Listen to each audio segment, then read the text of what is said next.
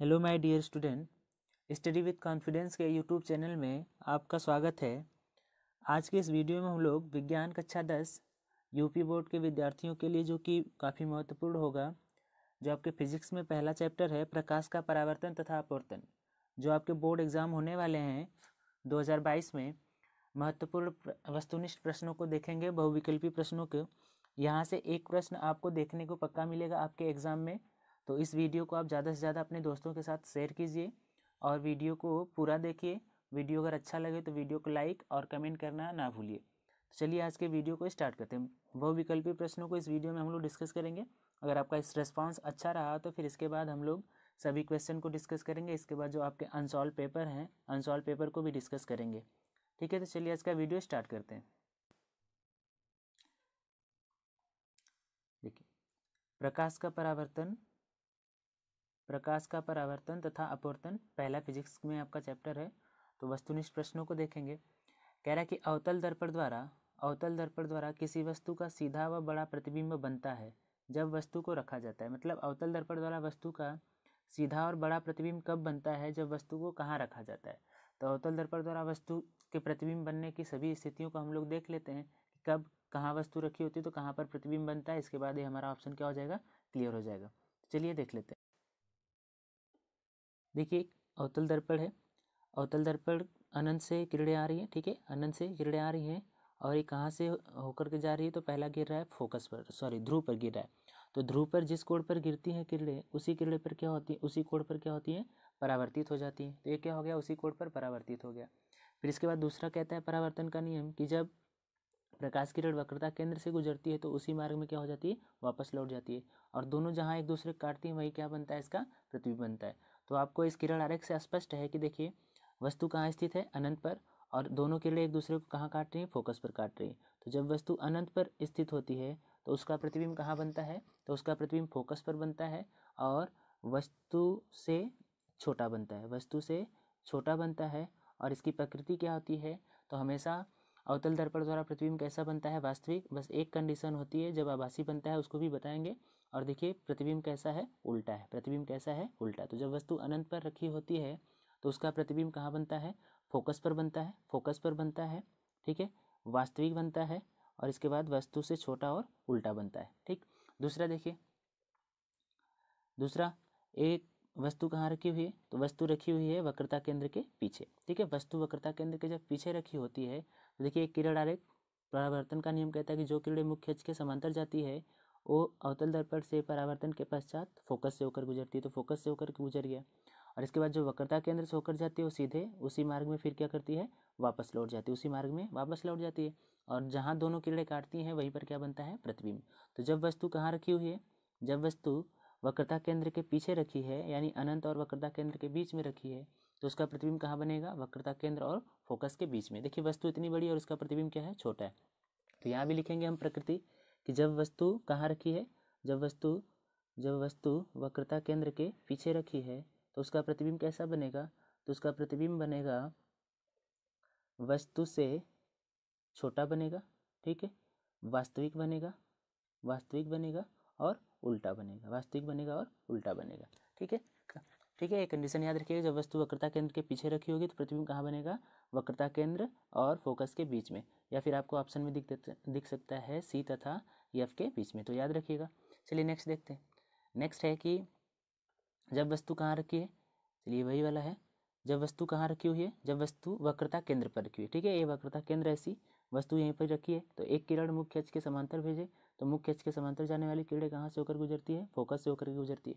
फिर इसके बाद दूसरी किरण कहाँ से भेज दिया? फोकस से भेज दिया। तो फोकस से जाने वाली किरणें परावर्तन के पश्चात मुख्य अक्ष की क्या हो जाती है? समांतर हो जाती है। तो ये दोनों किरणें एक दूसरे को कहाँ काट रही? देखिए जब वस्तु वक्रता केंद्र पर रखी होगी तो उसका प्रतिबिंब कहाँ बनेगा? तो उसका प्रतिबिंब वक्रता केंद्र पर ही बनेगा। ठीक है, तो आप लिख लेंगे कि जब वस्तु वक्रता केंद्र पर रखी हो, जब वस्तु वक्रता केंद्र पर रखी हो तो उसका प्रतिबिंब कहाँ बनता है? तो उसका प्रतिबिंब वक्रता केंद्र पर ही बनता है।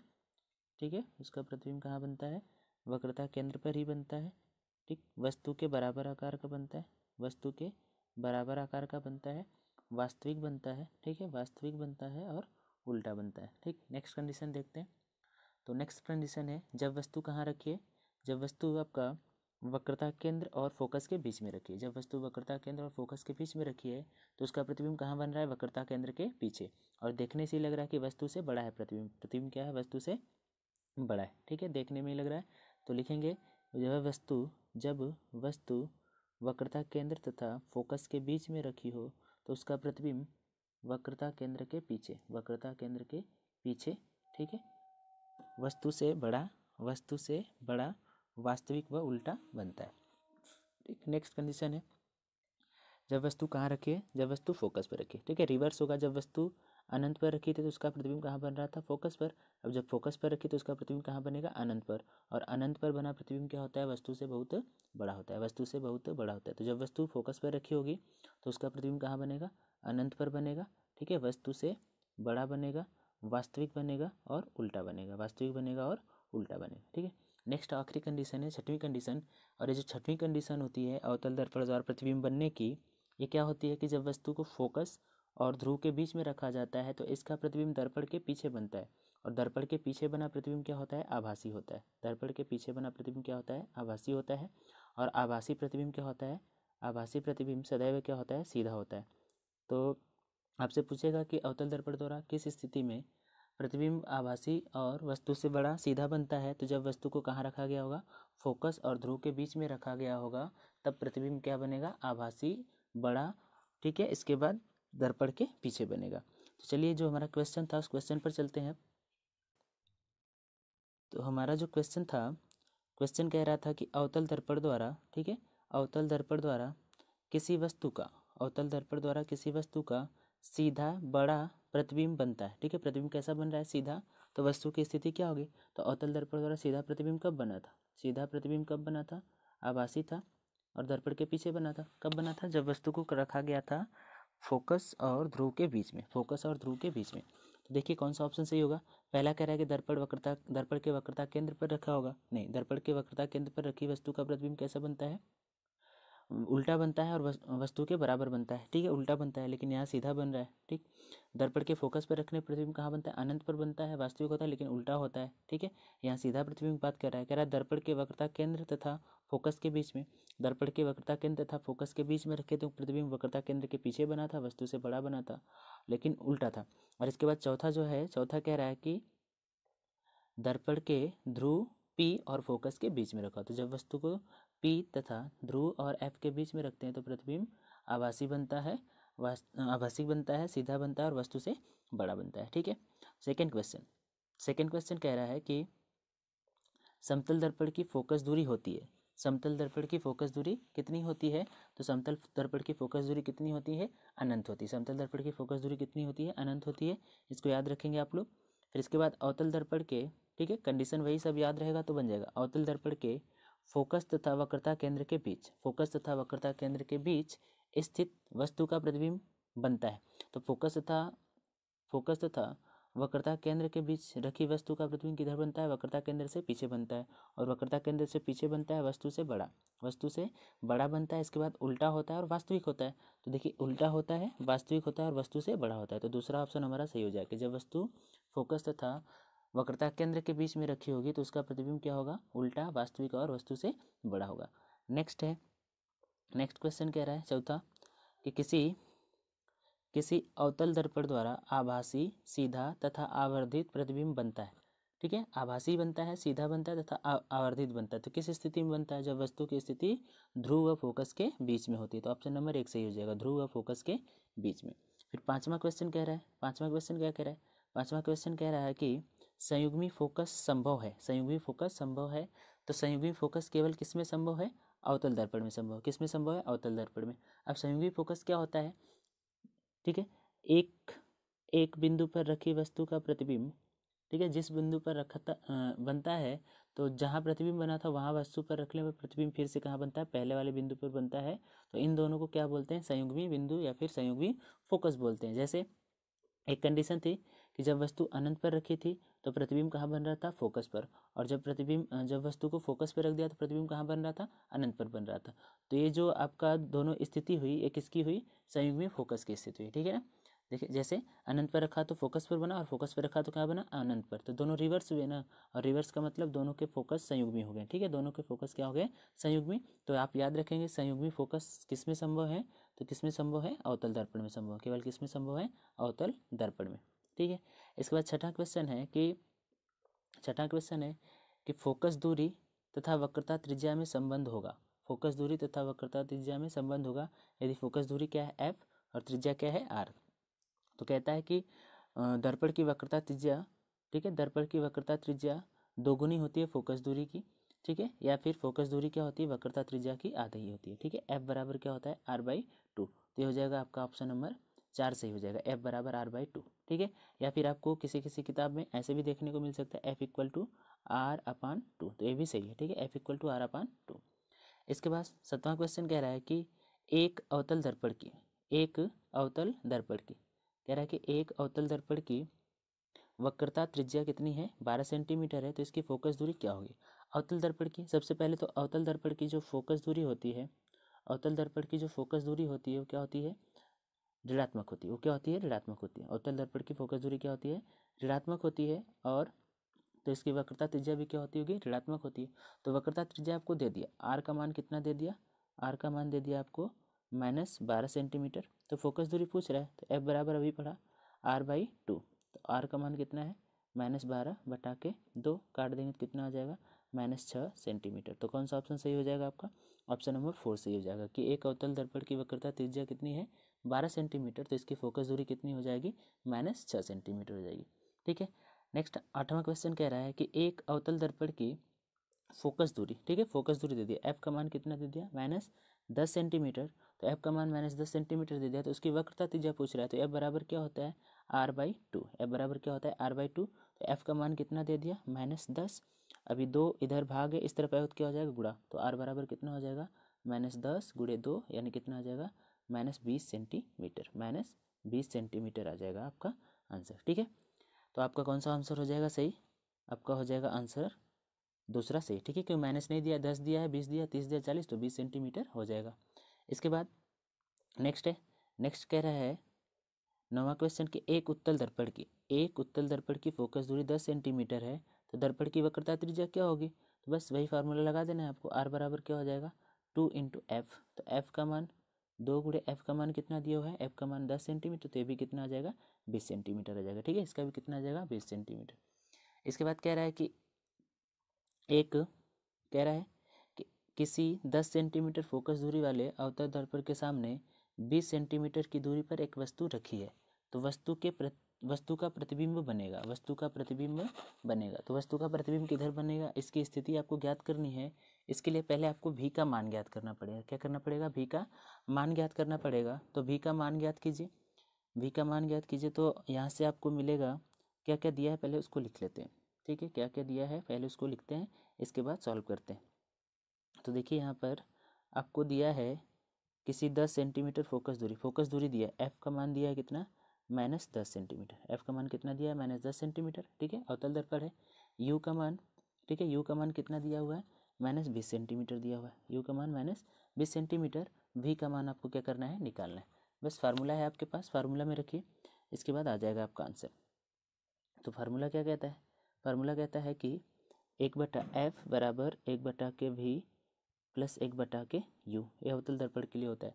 तो ये f कितना दिया है, -10। इसके बाद ये हो जाएगा आपका 1/v और ये हो जाएगा -1/20। ठीक है, प्लस माइनस हो जाएगा। अब 1/20 इस तरफ आएगा तो क्या हो जाएगा, प्लस हो जाएगा। तो लिख लीजिए इसको, 1/v बराबर हो जाएगा आपका -1/10 प्लस 1/20। और जब इसको सॉल्व करेंगे तो आपका कितना आ जाएगा, -1/20 आ जाएगा। तो जो प्रतिबिंब की दूरी है वही वस्तु की दूरी है, यानी वस्तु की दूरी और प्रतिबिंब की दूरी कब बराबर होती है, जब वस्तु कहाँ रखी होती है, वक्रता केंद्र पर। तो वक्रता केंद्र पर वस्तु रखी है, इसका मतलब आपका आंसर हो जाएगा सही, कौन सा, चौथा। ठीक है, जब वस्तु वक्रता केंद्र पर रखी होगी तब 10 सेंटीमीटर अवतल दर्पण वाली फोकस दूरी से प्रतिबिंब की स्थिति कहाँ होगी, वक्रता केंद्र पर प्रतिबिंब बनेगा। ठीक है, जब u और v बराबर होते हैं तो स्थिति कौन सी होती है, वक्रता केंद्र पर। ठीक है, वक्रता केंद्र पर स्थिति होती है। नेक्स्ट क्वेश्चन देखते हैं, चलिए क्वेश्चन नंबर 11। क्वेश्चन नंबर 11 कह रहा है कि एक उत्तल दर्पण, ठीक है, एक उत्तल दर्पण की फोकस दूरी 12 सेंटीमीटर है, तो उसकी वक्रता त्रिज्या क्या होगी। तो वक्रता त्रिज्या क्या होती है, फोकस दूरी की दोगुनी होती है, तो f/2 हो जाएगा। और दिया है उत्तल दर्पण है तो 12 सेंटीमीटर गुणे 2 यानी कितना आ जाएगा, 24 सेंटीमीटर आ जाएगा। कितना आ जाएगा, 24 सेंटीमीटर। तो हो जाएगा ऑप्शन नंबर 4 सही हो जाएगा। इसके बाद क्वेश्चन नंबर 12 कह रहा है कि किसी दर्पण में वस्तु का प्रतिबिंब सदैव वस्तु से छोटा, सीधा व काल्पनिक बनता है। ठीक है, वस्तु से छोटा, सीधा व काल्पनिक बनता है, मतलब आभासी बनता है प्रतिबिंब। ठीक है, सीधा बनता है, ठीक है, सीधा बनता है और वस्तु से छोटा बनता है। तो वस्तु से छोटा प्रतिबिंब आभासी और सीधा किस में बनता है, तो उत्तल दर्पण द्वारा बनता है। ठीक है, और अवतल दर्पण द्वारा कैसा बनता है, वास्तविक और उल्टा। और इसके बाद वस्तु से बड़ा भी बनता है, वस्तु से छोटा भी बनता है और वस्तु के बराबर भी बनता है। इसके बाद कह रहा है क्वेश्चन नंबर 13 में, किसका दृष्टि क्षेत्र सबसे अधिक होता है, मतलब देखने की क्षमता किसकी सबसे अधिक होती है। तो किसकी सबसे अधिक होती है, उत्तल दर्पण की दृष्टि क्षमता सबसे अधिक होती है। फिर इसके बाद कह रहा है कि दो माध्यमों के सीमा पृष्ठ पर एक किरण लंबवत आपतित होती है तो अपवर्तन कोण कितना होगा। ठीक है, अपवर्तन कोण कितना होगा। मान लीजिए एक कोई परावर्तक पृष्ठ है, यहाँ से कोई किरण लंबवत आपतित हुई तो सीधे निकल जाएगी, यानी ये हो गया आपका आपतन कोण। तो जितना आपतन कोण वही अपवर्तन कोण हो गया, मतलब सीधे निकलने का मतलब क्या है, आपका अपवर्तन कोण कितना हो जाएगा, 0 हो जाएगा। आपका अपवर्तन कोण कितना हो जाएगा, 0। आगे है क्वेश्चन नंबर 15, कह रहा है कि यदि आपतन कोण 42 अंश है तथा अपवर्तन कोण 30 अंश है तो अपवर्तित किरण विचलित होगी। तो अपवर्तित किरण विचलित होगी, तो अपवर्तित किरण कितने कोण पर विचलित होगी। तो सबसे पहले इसको निकालते हैं। जैसे देखिए, ये आपका दिया है कि आपतन कोण, ठीक, ये आपतन कोण है। अब यहाँ से कोई किरण गिरी तो ये वाला कोण आपका कितना हो जाएगा, 42 अंश हो जाएगा। कितना हो जाएगा, 42 अंश। यहाँ आपका क्या है, अभिलंब है। ठीक है, ये अभिलंब है। अब इसके बाद यहाँ से अपवर्तित होगी, तो जब अपवर्तित होगी तो अपवर्तित किरण कितने कोण पर विचलित हुई होगी, ये हमको क्या करना है, निकालना है। अपवर्तन कोण दिया है, ये 30 अंश दिया हुआ है, तो कितने पर विचलित हुई, तो 42 माइनस 30 यानी कितने पर विचलित हो गई, 12 अंश पर क्या हो जाएगी, विचलित हो जाएगी। 12 अंश पर आपकी किरण क्या हो जाएगी, विचलित हो जाएगी। ठीक है, क्वेश्चन नंबर 16 क्या कह रहा है, क्वेश्चन नंबर 16 कि समतल दर्पण द्वारा निर्मित प्रतिबिंब का आवर्धन होता है। समतल दर्पण द्वारा निर्मित प्रतिबिंब का आवर्धन होता है, तो समतल दर्पण द्वारा निर्मित प्रतिबिंब का आवर्धन कितना होता है, तो प्रतिबिंब का आवर्धन होता है आपका 1 होता है। ठीक है, कितना होता है, 1 होता है। इसके बाद कह रहा है कि यदि वायु के सापेक्ष कांच का अपवर्तनांक 3/2 हो तो कांच के सापेक्ष वायु का अपवर्तनांक क्या होगा। वायु के सापेक्ष यानी ANG का मान दिया है आपको कितना, 3/2। तो कह रहा है कि कांच के सापेक्ष वायु का क्या होगा, तो GNA क्या हो जाएगा, इधर उल्टा हो गया तो इधर भी उल्टा हो जाएगा, तो कितना हो जाएगा, 2/3। आपका हो जाएगा ऑप्शन नंबर 3 सही हो जाएगा। ठीक है, इसके बाद नेक्स्ट क्या कह रहा है, क्वेश्चन नंबर 18 कह रहा है कि कांच का अपवर्तनांक अधिकतम होता है। तो कांच का अपवर्तनांक अधिकतम किसके लिए होता है, तो कांच का अपवर्तनांक अधिकतम होता है बैगनी रंग के लिए, और न्यूनतम किसके लिए होता है, तो लाल रंग के लिए होता है। और सबसे अधिक विचलन किसका होता है, बैगनी रंग का। सबसे कम विचलन किसका होता है, लाल रंग का। सबसे अधिक तरंगदैर्घ्य किसका होता है, लाल रंग का होता है, और सबसे कम तरंगदैर्घ्य किसका होता है, बैगनी रंग का होता है। ठीक है, इसके बाद अगला कह रहा है कि अनंत तथा उत्तल दर्पण के ध्रुव के बीच रखी वस्तु का प्रतिबिंब कहाँ और किस प्रकृति का होता है। ठीक है, ये है आपका उत्तल दर्पण है। ठीक, अब उत्तल दर्पण का ये ध्रुव होता है P, उत्तल दर्पण के ध्रुव और इधर अनंत के बीच रखी वस्तु का प्रतिबिंब कहाँ बनता है, तो वस्तु का प्रतिबिंब बनता है दर्पण के पीछे, आभासी बनता है। ठीक है, सीधा बनता है, आभासी बनता है और सीधा बनता है। ठीक है, तो कौन सा आपका ऑप्शन हो जाएगा, कह रहा है दर्पण के पीछे P व फोकस के बीच बनेगी। दर्पण के पीछे P व फोकस के बीच बनेगी, तो हाँ, दर्पण के पीछे P व फोकस के बीच में बनेगी। ये हो जाएगा आपका ऑप्शन नंबर ए हो जाएगा सही। फिर इसके बाद 20वां क्वेश्चन कह रहा है कि वायु में प्रकाश की चाल कितना है, 3 × 10⁸ मीटर प्रति सेकेंड। तो 3/2 अपवर्तनांक वाले माध्यम में प्रकाश की चाल कितनी होगी। तो 3/2 अपवर्तनांक वाले माध्यम में प्रकाश की चाल क्या होगी। तो चलिए इसको लगा लेते हैं। ठीक है, पहले C दिया है, प्रकाश की चाल आपको दिया है कितना, 3 × 10⁸ मीटर प्रति सेकेंड। इसके बाद अपूर्णांक दिया है, n का मान कितना दिया हुआ है 3/2, तो v का मान आपसे पूछ रहा है, v का मान आपसे पूछ रहा है। तो फार्मूला क्या होता है, फार्मूला होता है आपका, फार्मूला होता है n बराबर, ठीक है, प्रकाश की चाल बटा के माध्यम में प्रकाश की चाल, माध्यम में प्रकाश की चाल।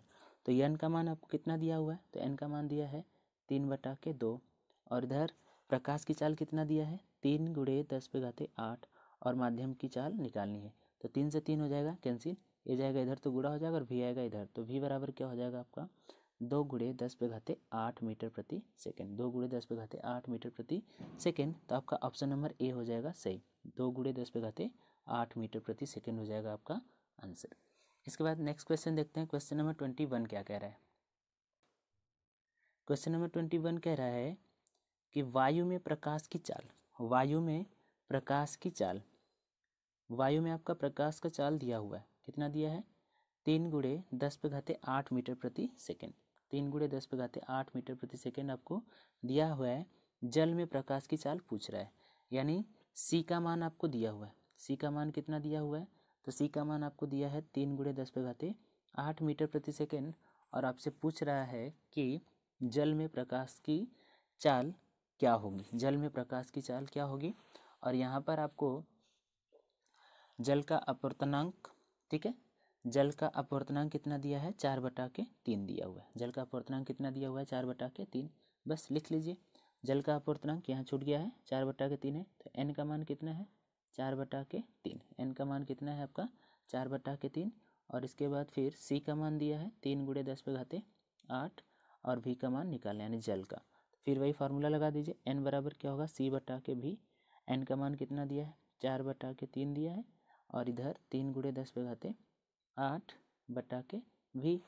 तो ये हो जाएगा आपका 3 3 जा 9, यानी हो जाएगा 9 × 10⁸ और इसको जब काटेंगे, जब इसको काटेंगे तो आपको मिल जाएगा, जब इसको काटेंगे आप तो यहाँ से आपको मिल जाएगा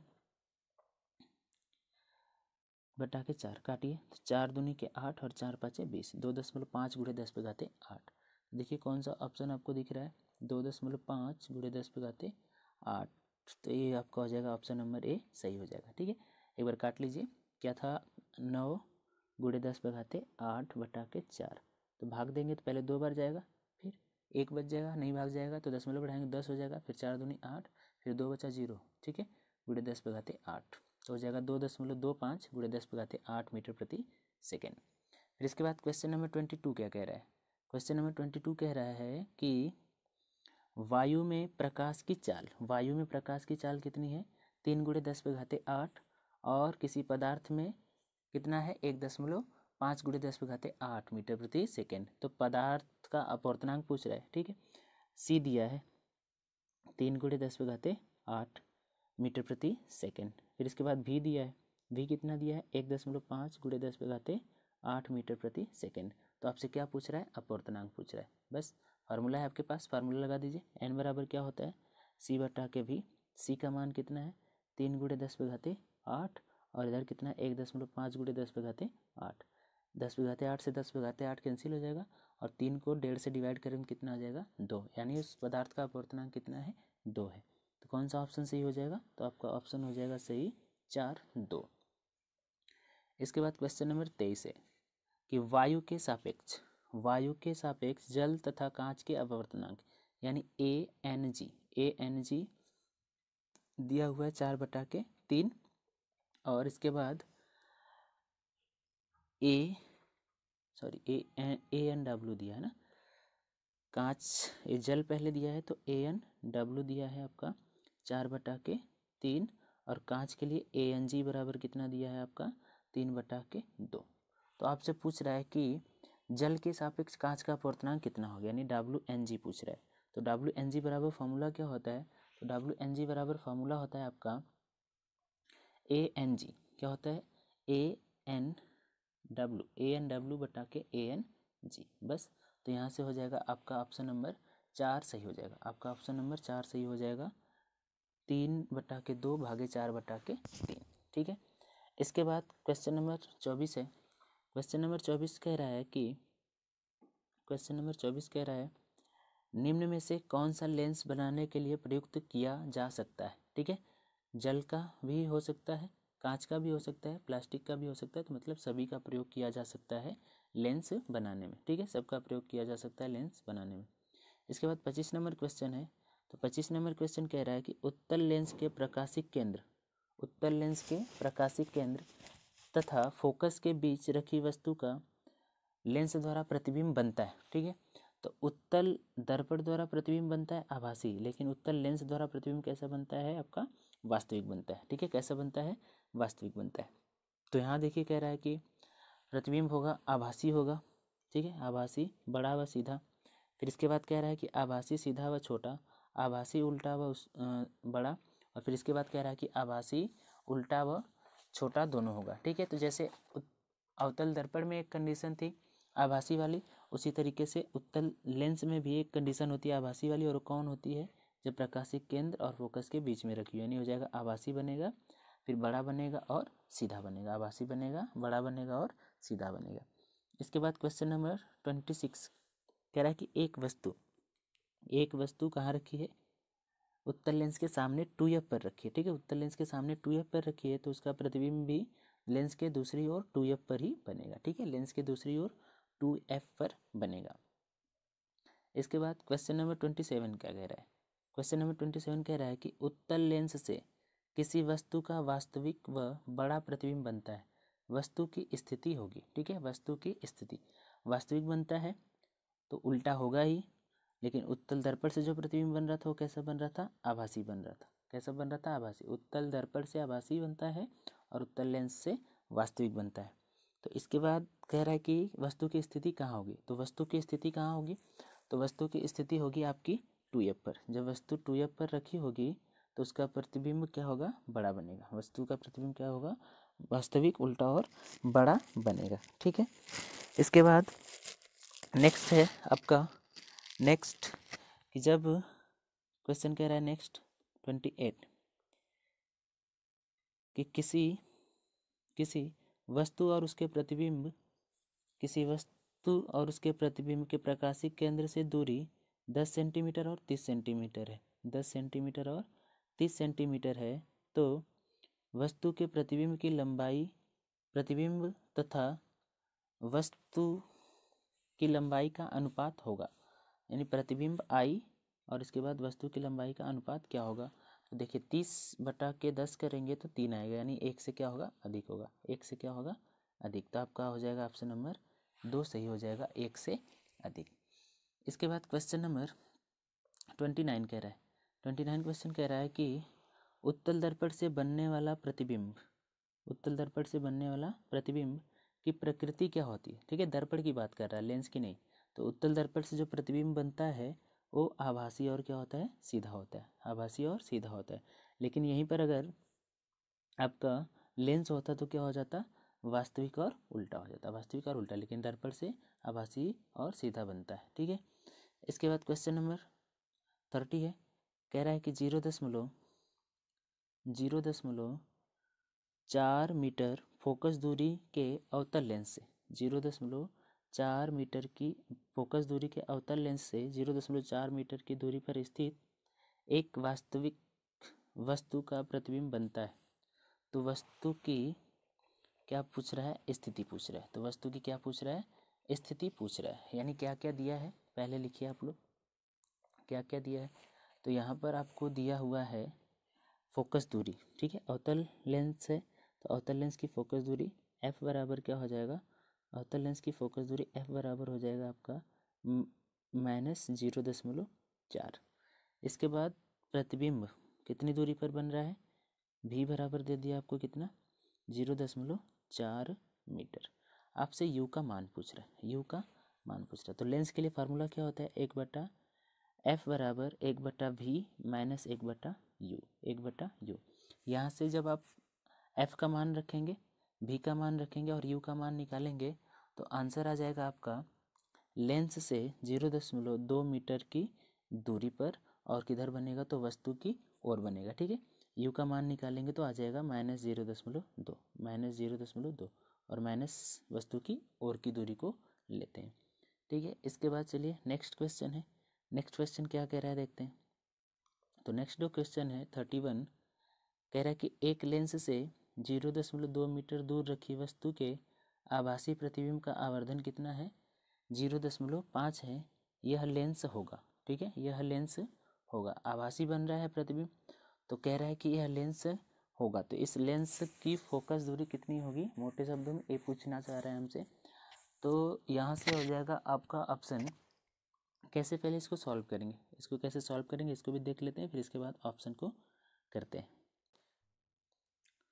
तो यहाँ आपको देखिए वस्तु की दूरी दिया हुआ है, u का मान दिया है कितना? -0.2 मीटर, ठीक है। तो m बराबर क्या होता है? v बटा के u। क्या होता है? v बटा के u। तो यहाँ 0.5 दिया हुआ है। इसके बाद u का मान कितना दिया हुआ है? v का मान कितना दिया है? 0.2। गुणा कर देंगे तो कितना आ जाएगा? 0.01 आ जाएगा। कितना आ जाएगा?